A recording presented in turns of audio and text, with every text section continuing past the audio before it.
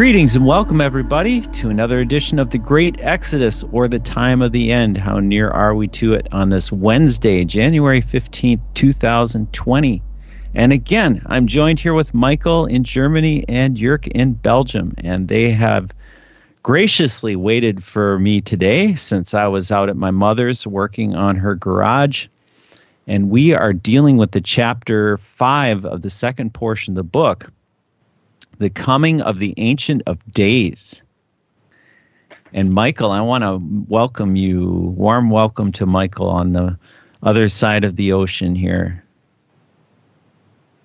Yeah, hi Bret. Nevertheless, I can swim.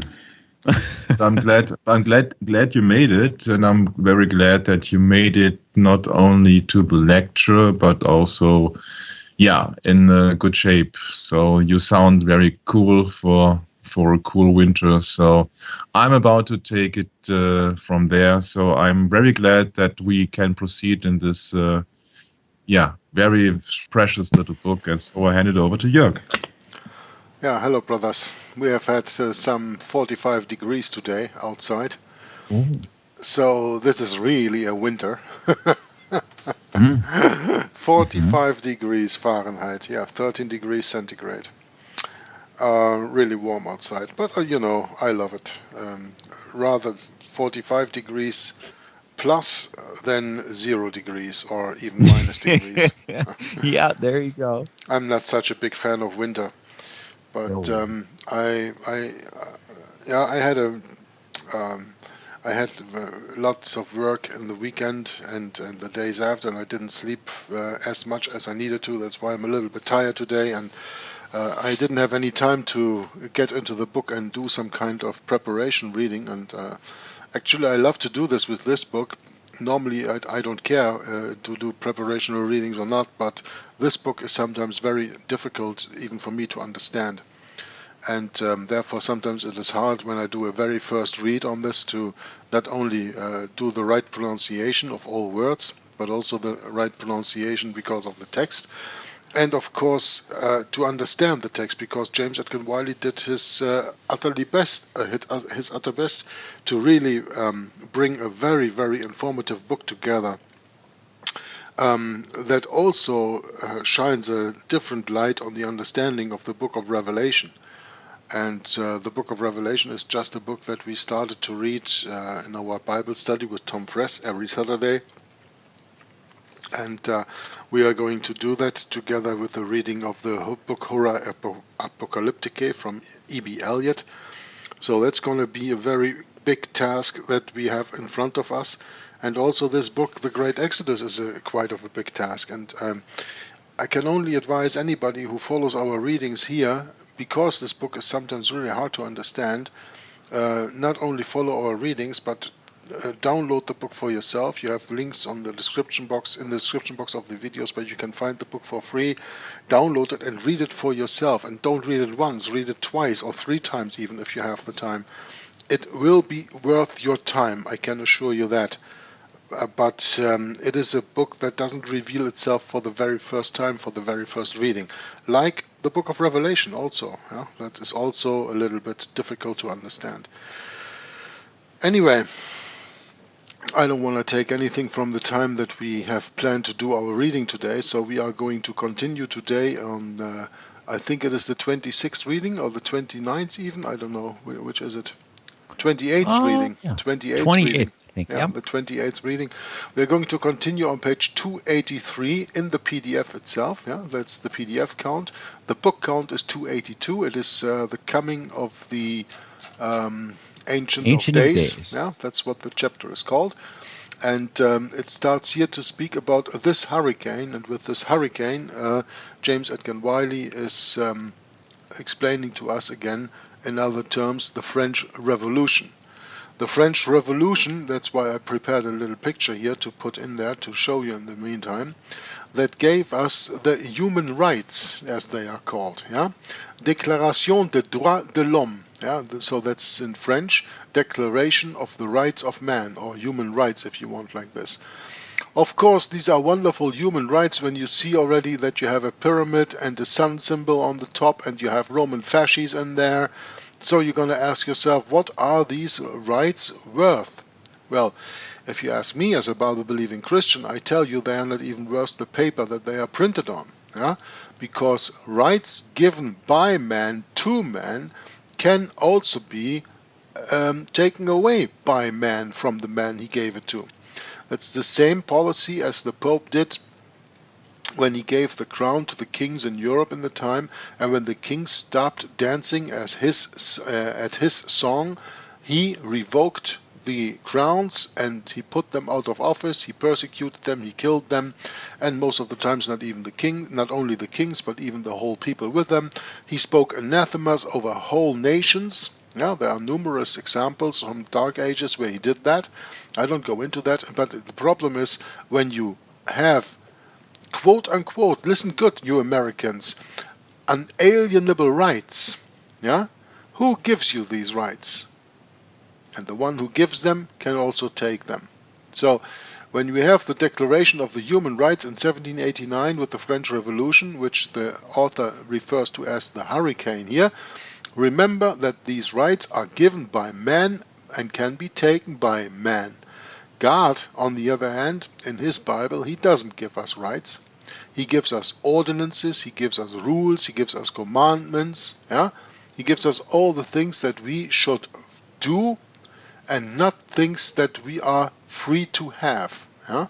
Like human rights. I just want to make this point clear, that God, in a way, of course, used the Jesuits and the Illuminati front organization the Jesuits were hiding behind at that time to foment the French Revolution, and God used them to punish France and to punish Rome. This is what we are going to read now in the next coming few sentences, and probably in the rest of this chapter. That's what it's all about.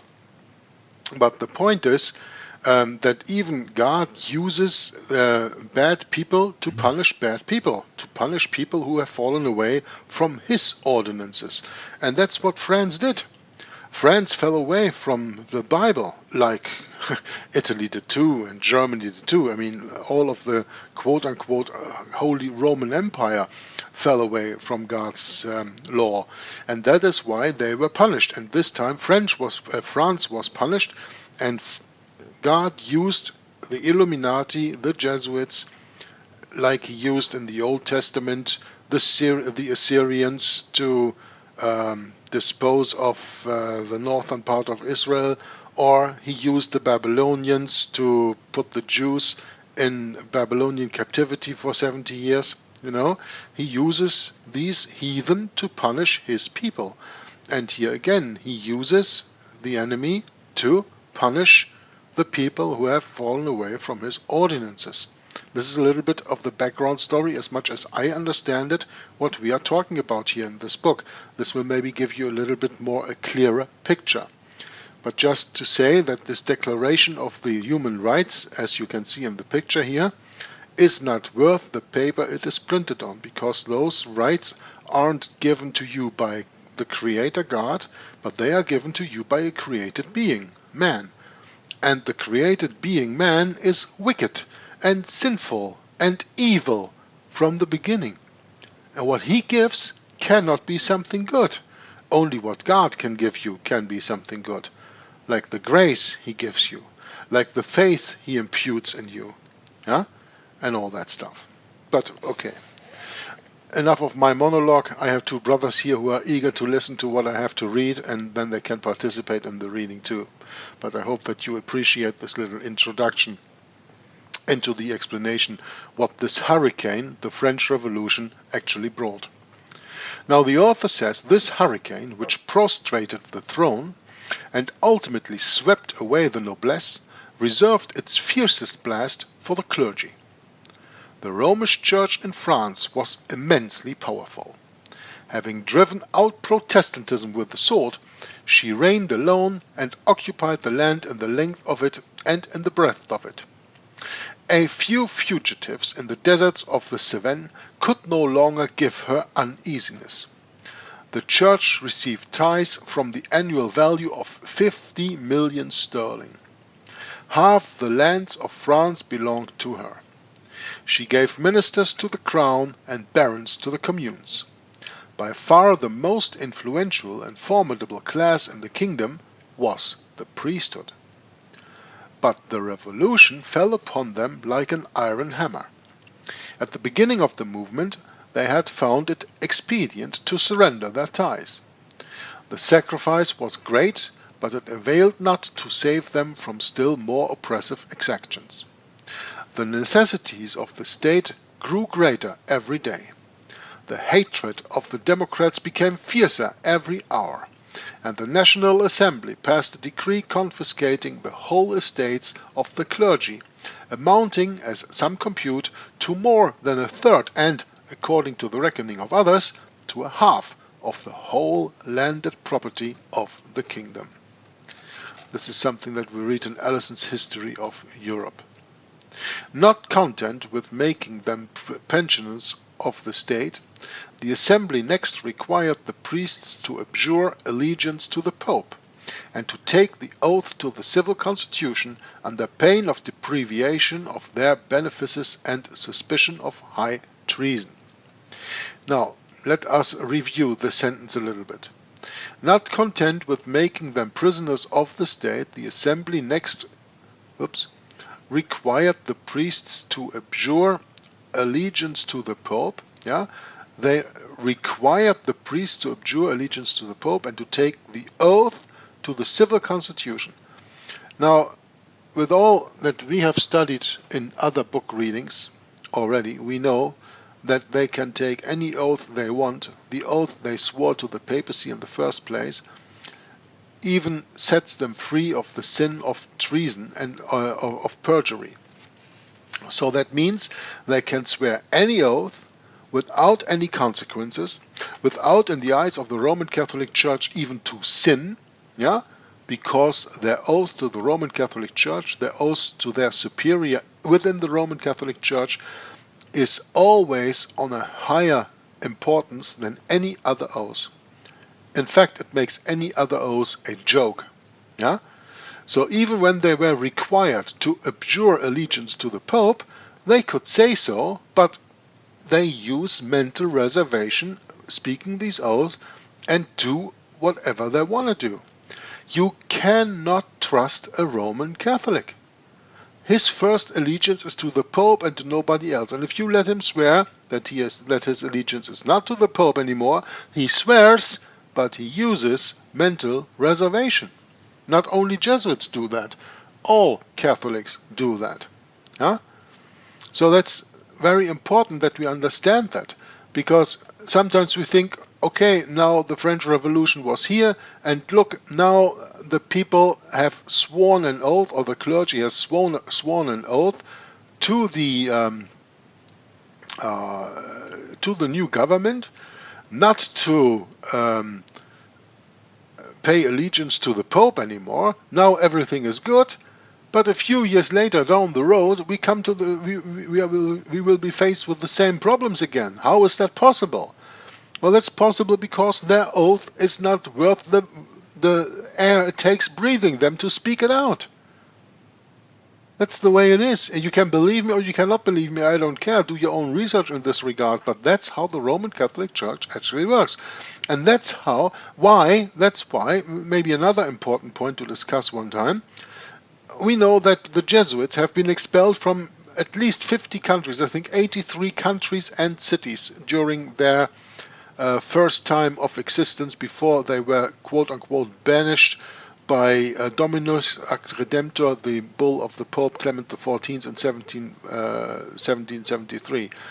But how come that they always came back? Because of the mental reservation that they and every other Roman Catholic clergy took when they swore quote-unquote oaths of allegiance to the then quote-unquote Jesuit or Roman Catholic free government. That's why. They are empty words. Their oaths aren't worth anything. And we read here now of the end of the 18th century, and we will see how a few years later, and you can read that in The Secret History of the Jesuits by Edmond Paris, how during the run of the 19th century the Roman Catholic Church again wins the majority of the power in France. How is that possible only 50 years later? Well, because the oaths that they take here aren't worth anything. Yeah, and you know, because Roman Catholics know that from themselves, when they let other people take oaths, for example, under the motto "convert or die," as you probably know and have heard me reading before, like for example in Hungary in the 19th century, where you have these confessions of Protestants who turned over to the Roman Catholic Church because it was convert or die, so convert to Roman Catholicism or heads be cut off, and they swore their allegiance to the Pope. Even after they sworn these, like the Serbs often did during the Second World War, you know, in the NDH, what is it called there, the state of Croatia, NDH, the Free State of Croatia, or whatever it was called. And the Serbs, to save their lives, converted to Catholicism by taking an oath. Sometimes they, or very often, even after speaking that oath and quote-unquote converting to Catholicism, they were killed. Why? Well, because the Roman Catholics knew when we use mental reservation, they do too, and what they speak is only empty words to save their life, so we're going to kill them anyway. Huh? And that's what the Roman Catholic Church has done throughout the ages, throughout the Inquisition. It's the same thing. When you, in the Inquisition, admitted to the crimes you allegedly committed, even though you didn't know what these crimes were and whatsoever, very often you were killed afterwards anyway. It doesn't matter for the Roman Catholic Church, because you have a other mindset than they have, and that's the problem. And your mindset can only be really turned around when your mind is turned around, means when your head is cut off. And that's what the Roman Catholic Church loves to do.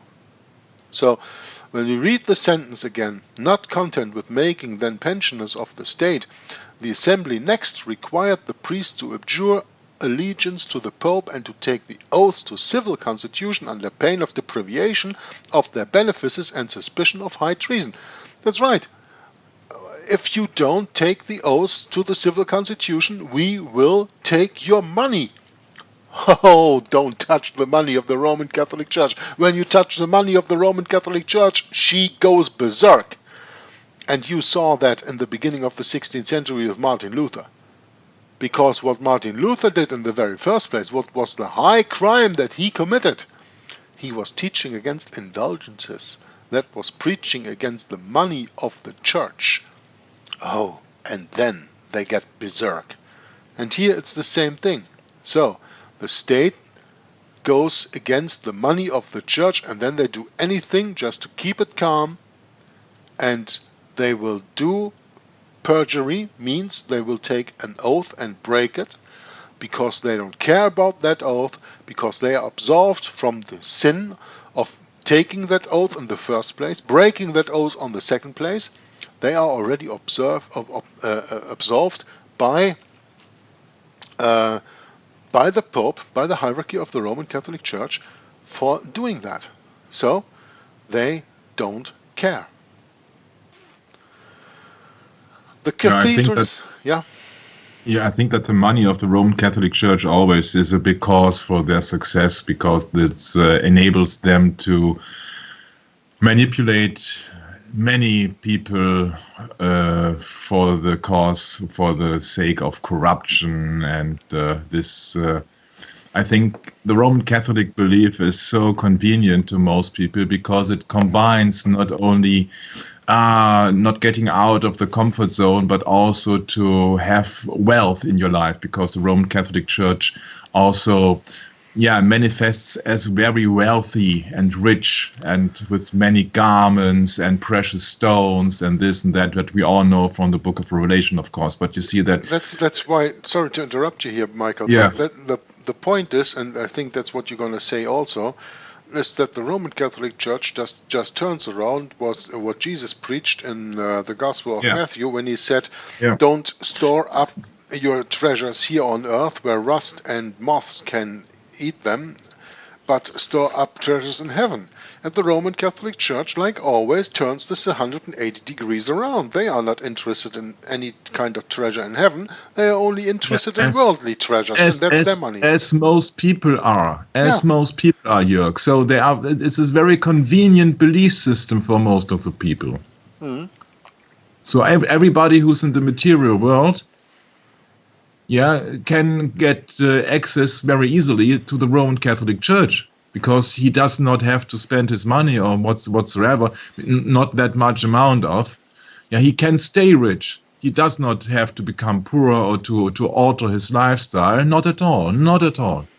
This is for the outside that the Pope Francis is doing very poorly, and I'm so polite and I drive little cars and this and that. Is on the outside, yes, of course. But if you are a member of the Roman Catholic Church, you do not have to change your lifestyle at all. And I think that's a main part of the success of the Roman Catholic Church. They always had the money, even when they were banned or excluded, or the Pope was shut into the Vatican unless 1929 from the Mussolini-Lateran Treaty. But they always had the money. And with the money, they could do a lot of things.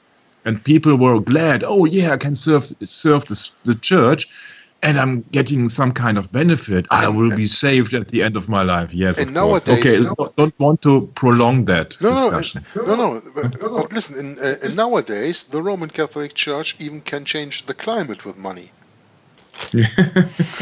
Oh, gee. Isn't it wonderful what money all can do? Why? We really opened Pandora's box right there. Why are the roads in the United States so slippery at this evening? That's very unfair. Yeah, that's right. It's all against the people, and we'll take their money and just make it harder for them in any way we can, because it's good for us in the long run, Keep them busy. Yeah. Keep them so busy they can't get together and do studies on the Antichrist. The Antichrist, you cannot study the Antichrist. He's future. You don't have to care for him anyway. He will just come in the last 7 years of the world's history. Oh, yeah, so, that's right. Oh, I forgot. Just lean back. Watch television. Dear listener, this is sarcasm. Don't take it for granted now. It really is sarcasm. And Papal sarcasm. Okay. Papal sarcasm. Oh, yeah, that's a good way to say it. Again, now, let me read that sentence once again. I think it is really very profound that the sentence is well understood by the people who are studying this work. Not content with making them pensioners of the state, the assembly next required the priests to abjure allegiance to the Pope and to take the oath to the civil constitution instead of the priestly I'm constitution. Sorry. I've got to interrupt. Yeah. Can you please go back one more sentence to the necessities of the state? Grew greater every day, the hatred of Democrats. The necessities of the state grew greater every day. The hatred of the Democrats became fiercer every hour. And the National Assembly passed a decree confiscating the whole estates of the clergy, amounting, as some compute, to more than a third, and according to the reckoning of others, to a half of the whole landed property of the kingdom. Yeah? Oh, yeah. I was just thinking it makes so much more sense to go back one more sentence, because not content with making them pensioners of the state, the assembly next required the priest to abjure allegiance to the Pope. And to make the priests pensioners of the state is, of course, making a church-state nation. And that's what we have today, isn't it? As surely in the United States of America with the 501c3, But you have that. But tell us separation of church and state.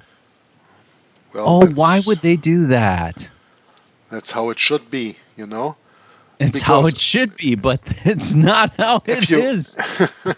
No, it's not how it is. But listen, Bret, when you don't have a separation of church and state, you have that what the Roman Catholic Church did through the Dark Ages. Exactly. She judged men on being a heretic and spoke sentences against these people, mostly, of course, death sentences, and then gave these people to the civil authorities, and they had to execute the judgments of the church. The civil law. Yeah.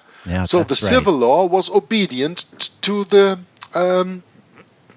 church law, I guess. To the church law, yeah, exactly. So the temporal law was working for the spiritual law.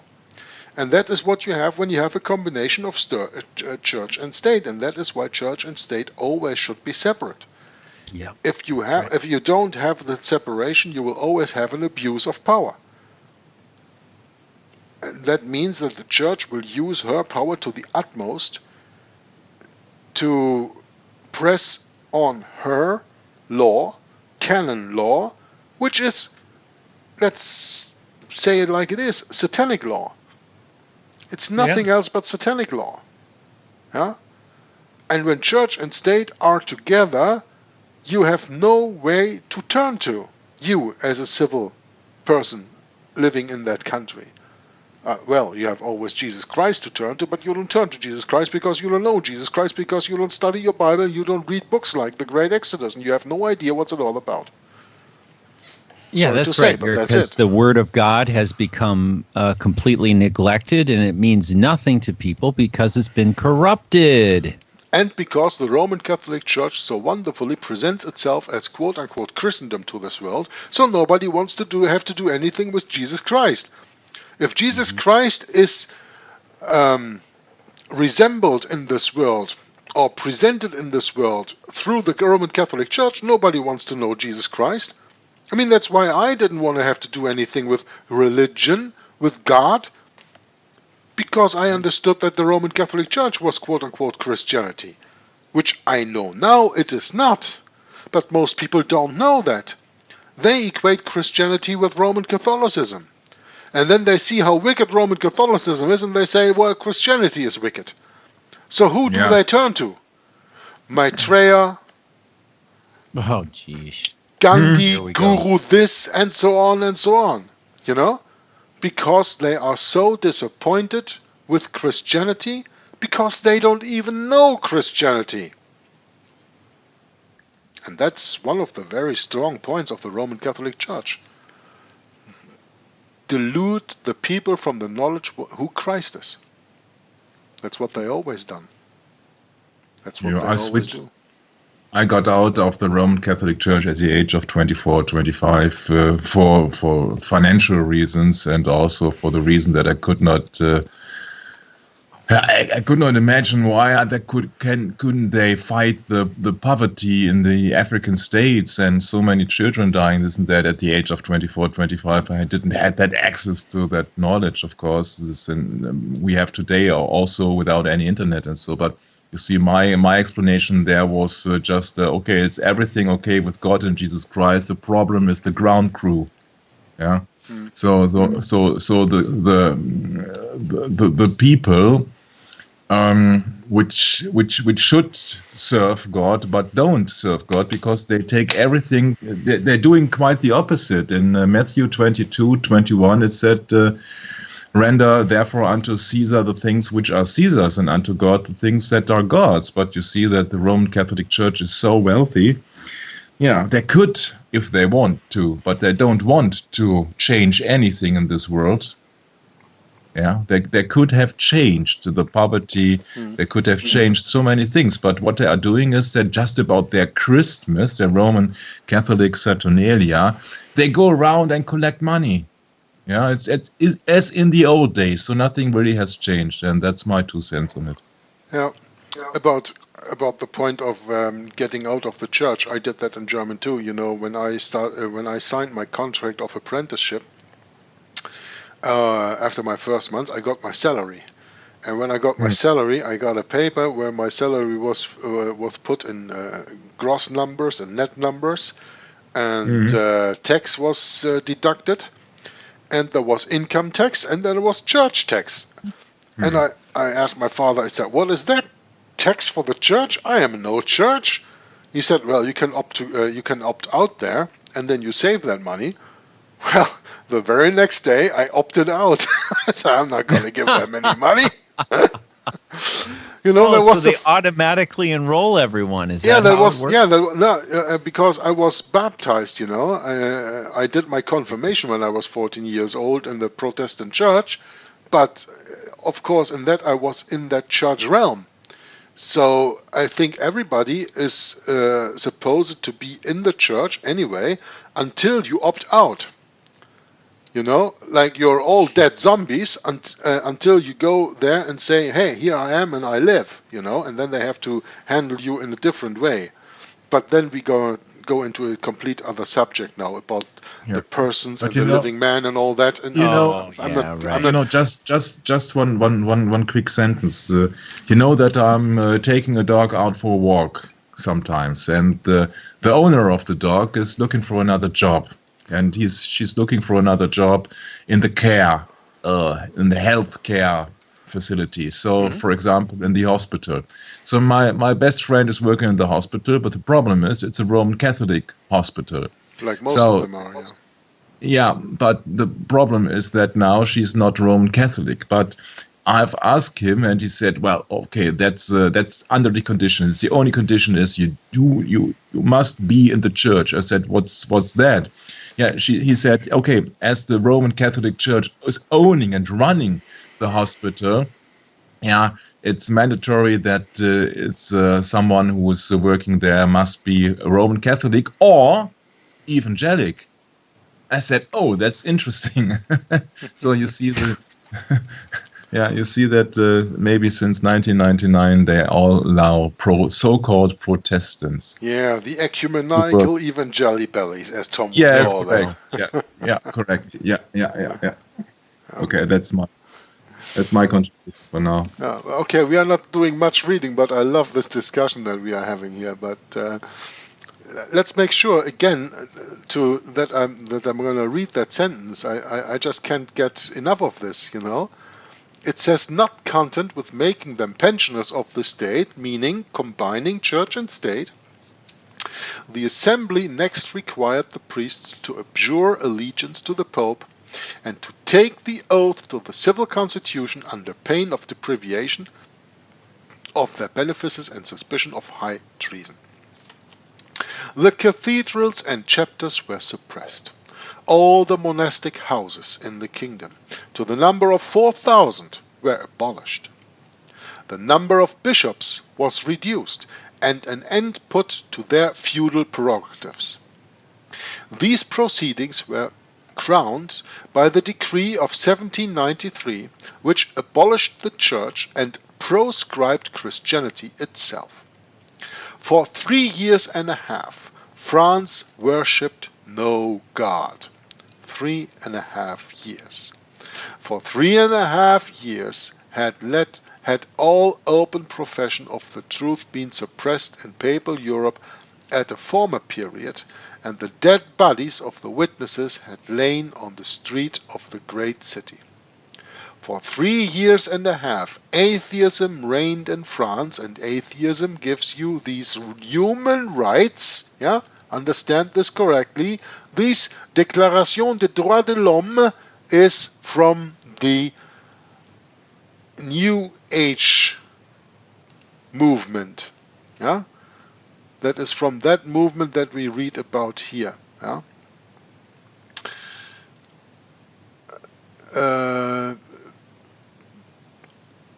Where was I? Oh, for 3.5. For 3.5 years, atheism reigned in France, and this atheism gave you the Declaration of the Human Rights, and all kinds of indignities were inflicted upon the professors of Romanism. Many churches were razed. Such as were left standing were converted into barns, stables, or factories. The gold and silver vessels of the altar were coined into money. The bells of the steeples were cast into cannon. 24,000 priests perished by massacre or by the guillotine. Many fled from the kingdom and others lived in concealment, the peasantry in some instances sheltering and in others betraying them. Only some of these men had personally shared in the persecutions of former years, yet upon this generation came all the righteous bloodshed in France since the beginning of the Reformation. Though this devastating tempest had its first outbreak in France, it was not confined to that country alone. The soldiers of the Republic carried the principles and the tragedies of the Revolution to other lands. In Spain, which is the most Catholic country ever to exist on this earth, in Portugal, probably just only second to Spain in Catholicity, in Italy, in Austria, in short, in every popish state in Europe, the same scenes of mingled horror and retribution were enacted. The ecclesiastical lands were confiscated, cathedrals and abbeys were plundered, and their hoards thrown into the military chest. Their bells, cups, and votive offerings were melted down.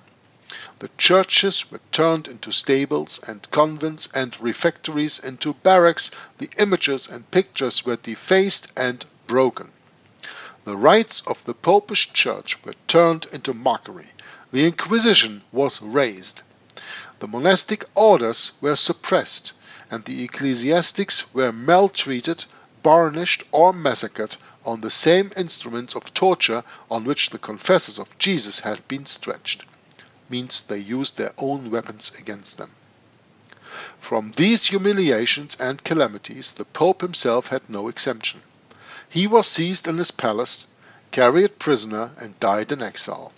This is what the SDA loves to teach so much. 1798, General Berthier going into Rome, make prisoner of the Pope, put him into exile, and there from the shock a few years later he dies. Yeah?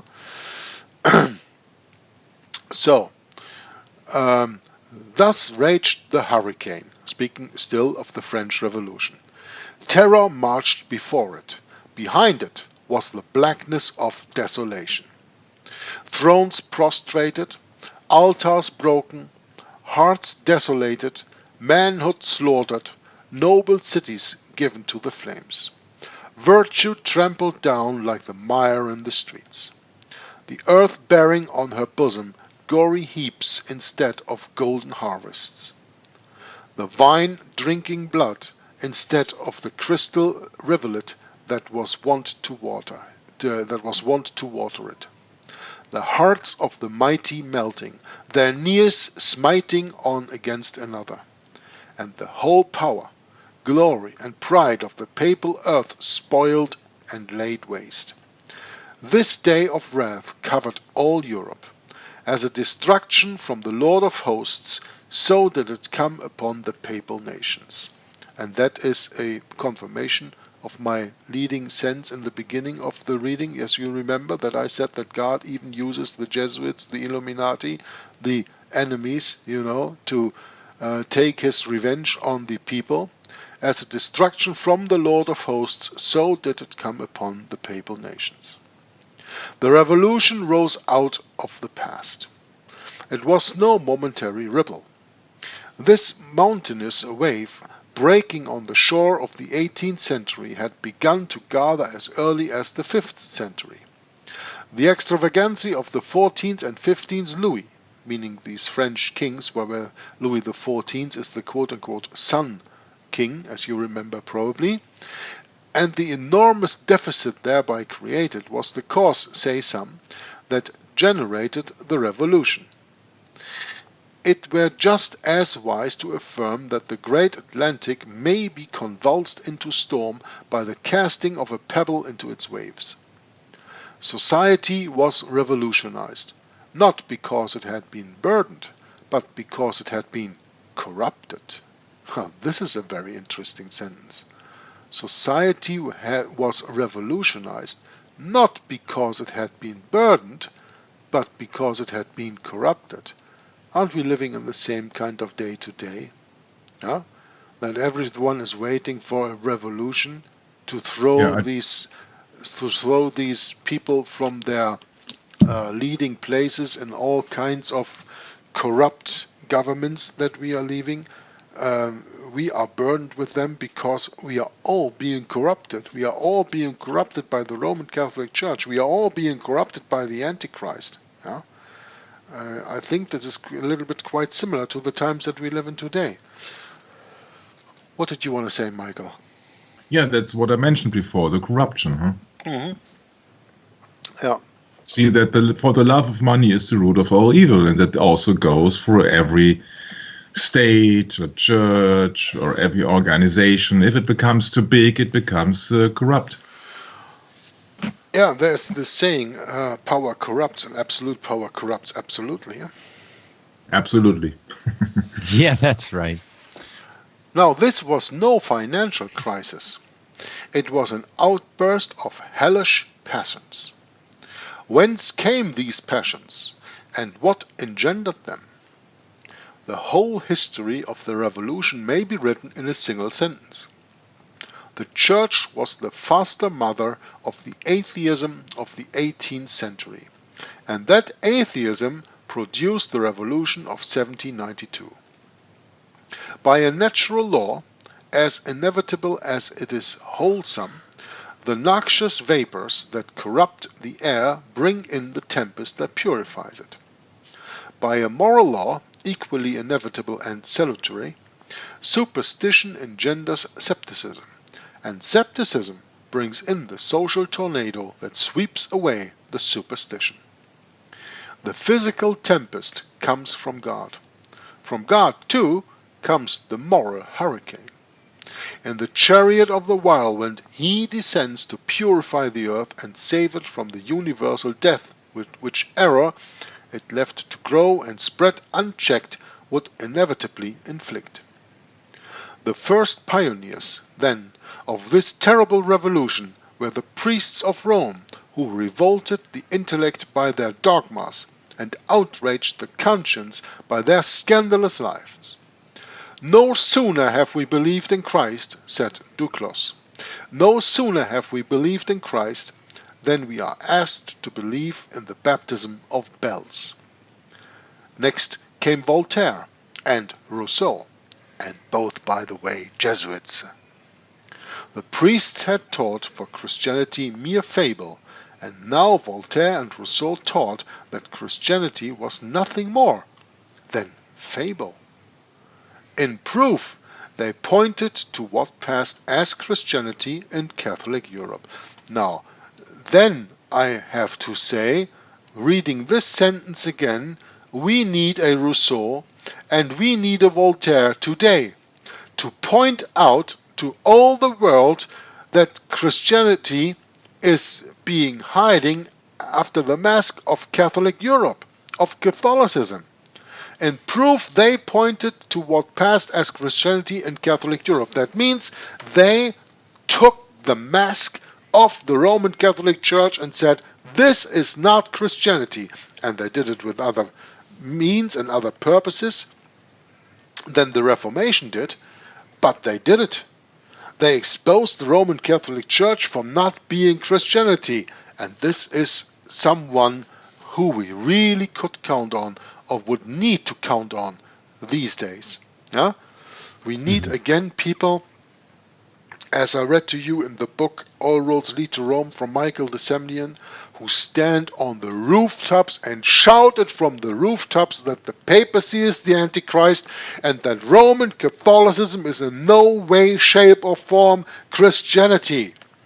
Has nothing to do with the Jesus Christ of the Bible, has nothing to do with Jehovah, Yahuwah, our Creator God, our Father in heaven. Nothing whatsoever. If anything good came out of the French Revolution, it is that Voltaire and Rousseau taught that Christianity is not what people think it is in Catholicism. Well, here I really have to say I admire what Voltaire and Rousseau in that way did. If they took the mask from the Roman Catholic Church in that way to open the eyes of the people and show to them this is not Christianity, yeah. But the problem is they were teaching atheism. And they were not putting Christianity, real biblical Christianity, in the place of Roman Catholicism. And that's the problem why I'm not so in favor of people like Rousseau and Voltaire. As I told you, they were Jesuit trained. So they were ultimately working for their master. And that means that they will maybe show what the Roman Catholic Church really is all about, but they will not tell you what real Christianity is all about. They will say Roman Catholicism is not Christianity, but they won't tell you what Christianity is. They will leave you deluded. They will leave you dazzled, that you don't know where to turn to anymore. And then you turn to what Voltaire and Rousseau actually teach, and that is New Age. In proof, they pointed to what passed as Christianity in Catholic Europe, and which, although ministering at the altar and upheld by princely revenues, was demonstrably a palpable fable, a gross and impudent imposture. Next in the ranks of those who paved the way for the revolution came the encyclopedists. These lights of France placed all intelligence in matter, and taught that death is an eternal sleep. Around the encyclopedia clustered a number of kindred societies who adopted as their more distinguishing tenets that all the sufferings of society grew out of the inequality of rank and the unequal division of property. If so, was not the cure very obvious? If bad opinions were but so many bad pieces of matter, would not the cutting off of so many heads a day exterminate these opinions? What harm would be done? The men who held these opinions would sleep their eternal sleep, and society, thus purged, would return to its primeval purity. The revolution had now reached a stage where it must necessarily pass into a great social experiment. Danton and Robespierre stood up, prepared with the dread machinery of revolutionary tribunals and the guillotine, to make the revolution no longer a principle but a fact. And by the way, the guillotine was invented by Mr. Guillotine, who was yes, you guessed right, a Jesuit. The revolution stood embodied before the eyes of France.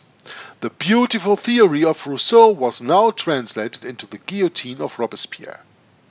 Those who had worshipped the goddess when veiled in the glittering robes which Voltaire had woven for her, started back with horror when they saw the hideousness of her naked features.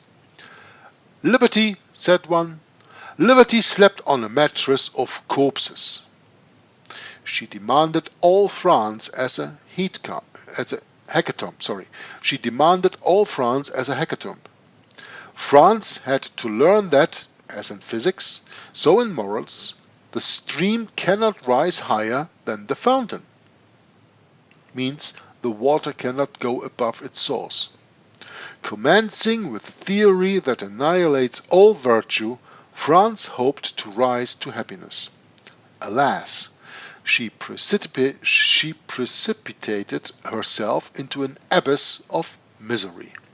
She borrowed the ladder of hell to scale heaven and fell backwards into pandemonium.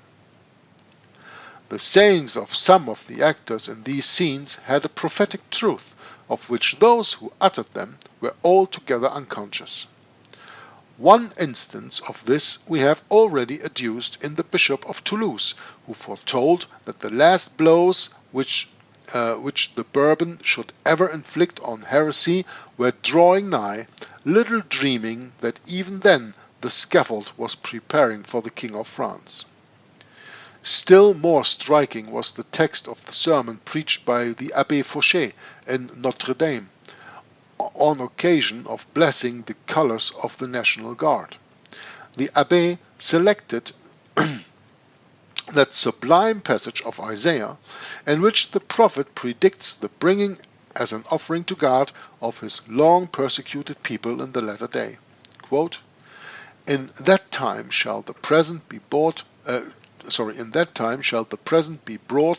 unto the Lord of hosts of a people scattered and peeled, and from a people terrible from their beginning hitherto, a nation meted out and trodden underfoot, whose land the rivers have spoiled, to the place of the name of the Lord of hosts in the Mount Zion. This is taken from Isaiah chapter 18, verse 7. The words of the prophet, speaking of Isaiah of course, the preacher affirmed, shadowed forth the revolution. But he disfigured and travestied the prophecy by applying it to France. Quote, For a long time, so he said, France had waited for justice. For a long time she had been trodden underfoot. But, free at last, she came, first of all, to consecrate to the Lord of hosts the banners under which her children had fought. Alas, France had driven away liberty. That's why they gave the Statue of Liberty to the United States of America. For 3 centuries she had pursued it with edicts and stakes. The people now to be brought as a present to the Lord of hosts were the people whom France had for ages persecuted. But they were to be brought in a chariot of fire and by a path of blood. Of this the unconscious prophecy was now uttered beneath the roof of Notre Dame. It said, The year of my redeemed is come. In fine, the unmistakable likeness of the past, so vividly stamped upon all the horrors of the Revolution, marks it out as an era of retribution. All its tragedies were resurrections. They rose from the prisons and graves of the martyrs like so many nemesis. Where did the revolutionists find their models? Was it not in the annals of persecution?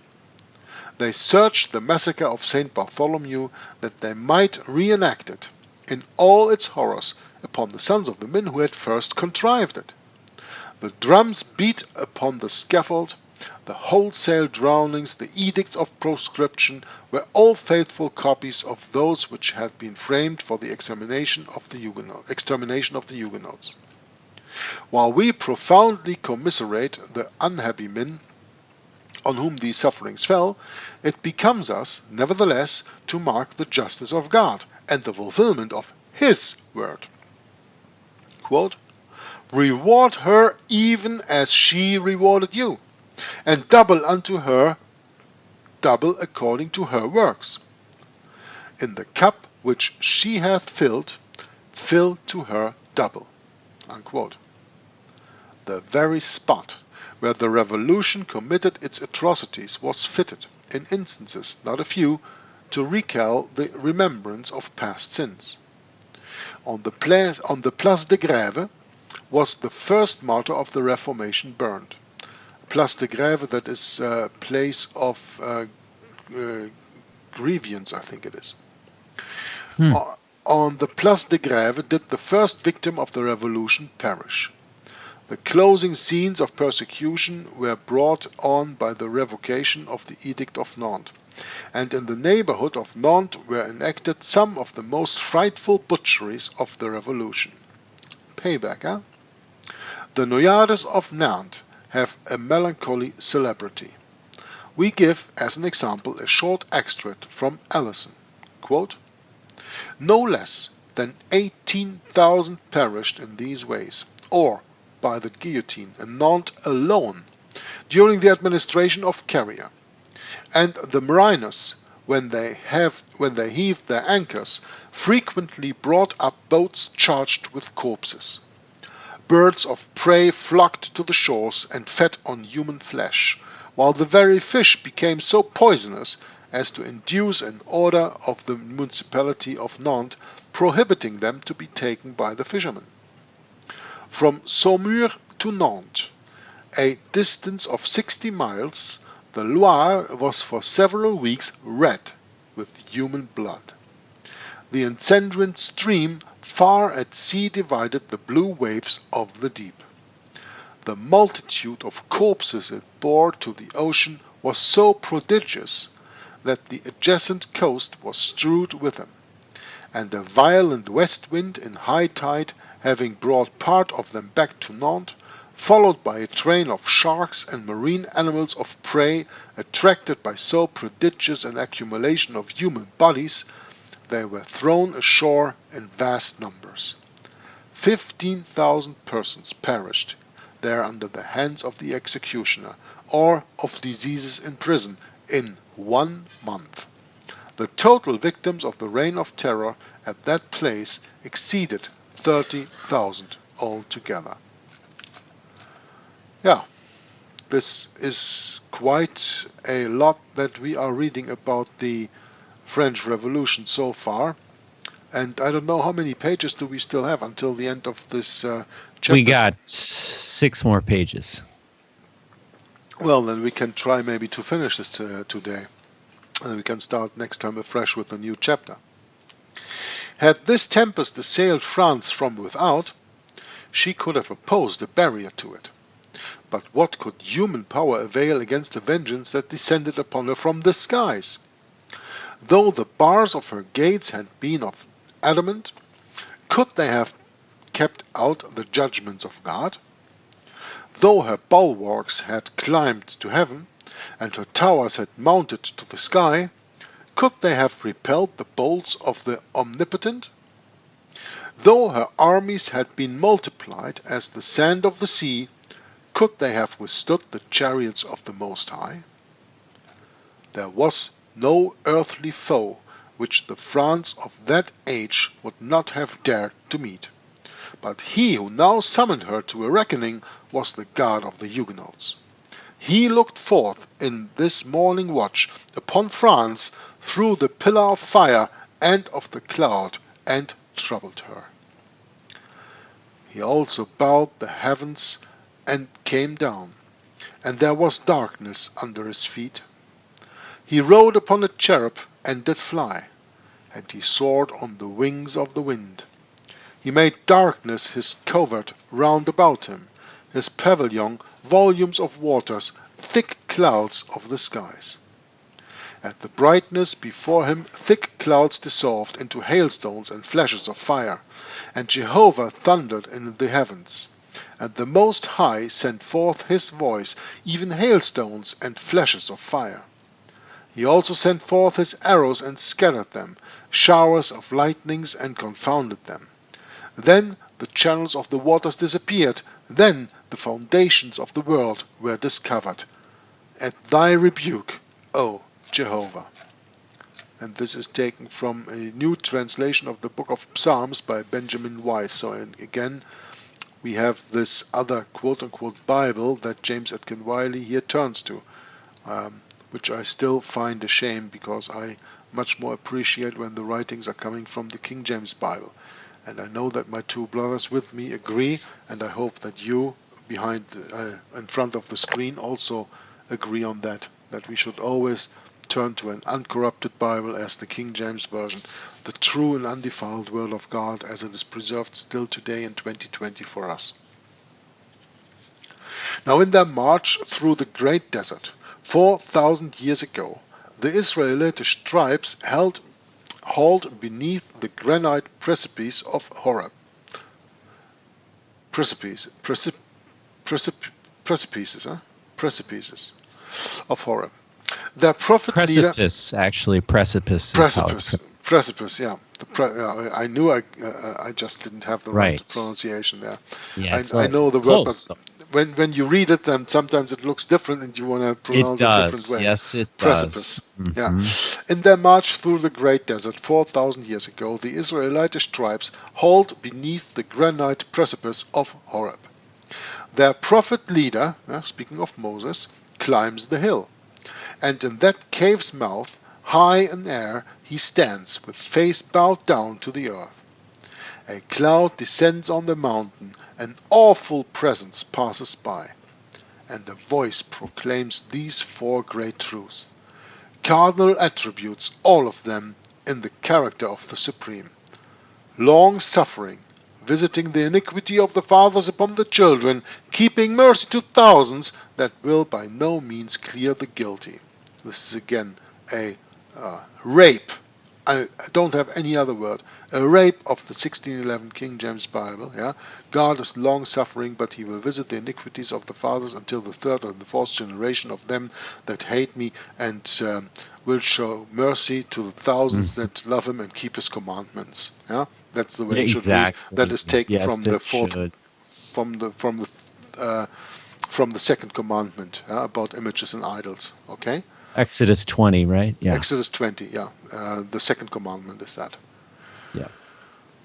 Here is the statute book of the great ruler opened. These are four pillars that support the throne on which sits the great judge, dispensing justice to the nations. This is the key to all history since. Read aright the long drama on the history of Europe is just the proclamation of those four great principles first announced amid the solitudes of Horeb. Long-suffering, visiting the iniquity of the fathers upon the children until the third and fourth generation, keeping mercy to thousands that love me and keep my commandments, that will by no means clear the guilty. Long-suffering, what does that stand for? For upwards of 1200 years did God wait for the papal nations. Silent throughout the long centuries sat the great judge in the heavens.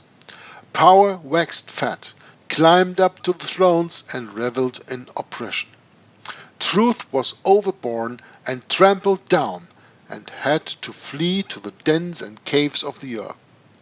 But the period of waiting came at length to an end, and then the European nations were assisted at the bar of the great judge. Visiting the iniquity of the fathers upon the children. How few of the men on whom the storm of 1792 burst had had any personal share in the persecution of the Protestants. The scaffolds, noyades, and bloody battlefields of the Revolution were the punishment of crimes which had been committed ages before. The perpetrators of these crimes went to sleep in marble, leaving it to their sons to expiate their tyrannies and hypocrisies under the axe of the guillotine. Thus, before our very eyes, is God visiting on the sons the iniquities of the fathers. Yet, in this the judge of all of the earth does right, for these sons, by a continuance in their fathers' idolatries, have served themselves heirs to the father's sins. Keeping mercy to thousands. The visible distinction betwixt Protestant and Popish nations since the outbreak of the French Revolution, and especially the proud career of Britain, which has grown out of the happy choice made at the Reformation, sufficiently illustrate this principle. The future, in all probability, is destined to yield still larger and more magnificent illustrations of it. Well, yeah, show me a little bit of that today, because there's no reformational country left anymore. And even in the writing of this book by James Atkin Wylie, the working of the Oxford movement was to be felt in England. Yeah? And England became Roman Catholic at the end of the 19th century, and James Atkin Wylie knows this. I mean, that's why he wrote against it. That's why he wrote books like Rome and Civil Liberty and books like these. Anyway, that will by no means clear the guilty. How inflexible is the divine justice, all the papal nations have had ample opportunity of testing since the era of the Reformation. Not one of them has been able to recall the choice it then made, or to avert the terrible consequences of that choice. But the guiltiest of them all is France. France sinned against greater light than Italy, or Spain, or Austria.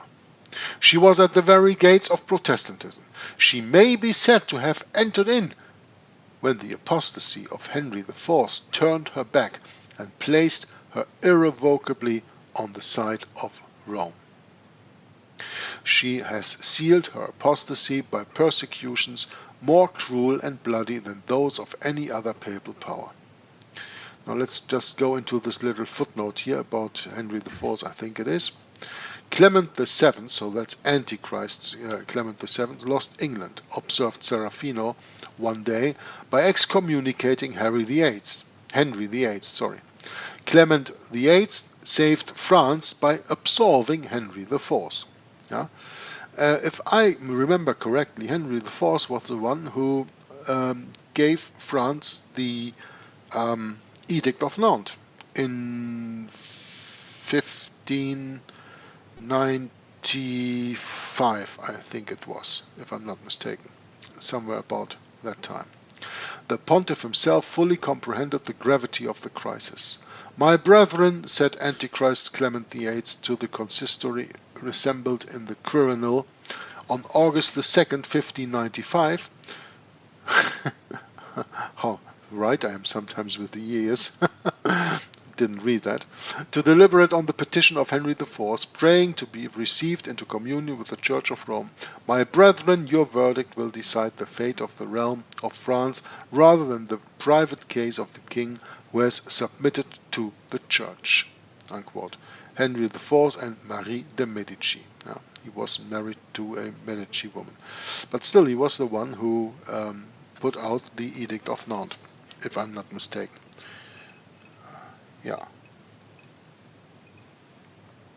She has sealed her apostasy by persecutions, the author continues to say, more cruel and bloody than those of any other papal power. On France, therefore, first of all, did vengeance fall, and through France, as the door, did vengeance overtake the rest. The liberty France parted with when she forsook the Reformation, prayers, tears, and blood have been ineffectual to buy back, and so of all the papal nations. Ever as they lift up their heads and promise to themselves an era of liberty and prosperity, there comes another stroke that lays them prostrate in the dust. He will by no means clear the guilty.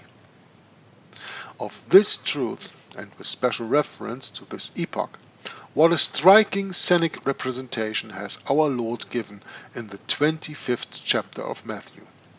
This, his closing parable, presents two pictures. In the remote background of the vision is seen the Last Judgment, but in the foreground is placed the judgment of papal and Protestant nations at the close of the 7 times.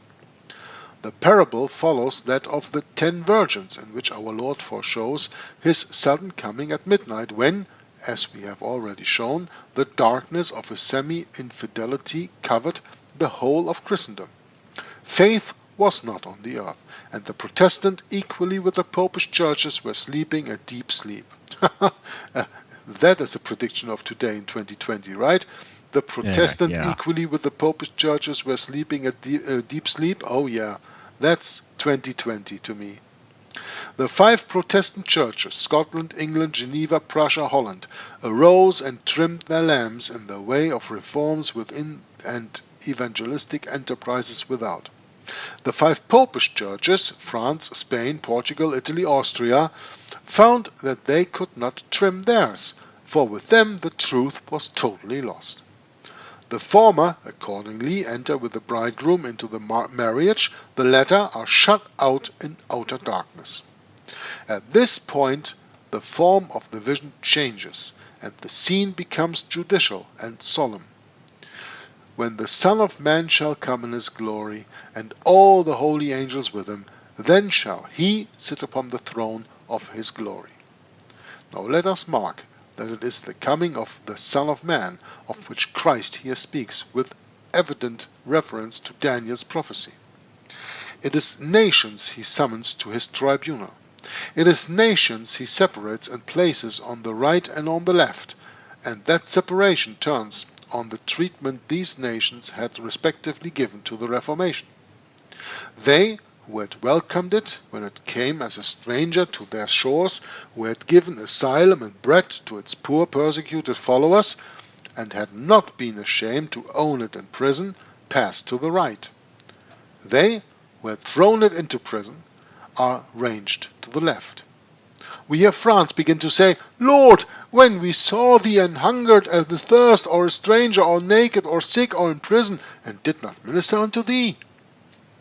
When shall the king answer and say unto them, when ye drove Huguenots in hunger, and thirst, and nakedness, and crowds from your kingdom, ye did it unto me. When ye made France swim with blood of Bartholomew Eve, ye did it unto me. When ye filled your prisons with victims and crowded your scaffolds with martyrs, I lay in prison, I stood on the scaffold. Inasmuch as ye did it unto the least of these my brethren, ye did it unto me.